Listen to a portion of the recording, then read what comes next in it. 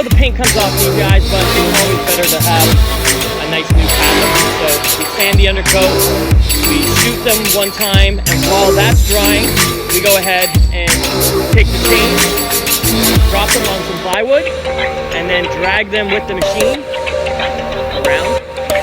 Once they get here, we chain block them, pull them with the bucket, back around the gear, and then we lock them in. Once they're locked in, then we can start installing pads. So that's today's job. I'll give you a little insight of what we're doing here. Here we go.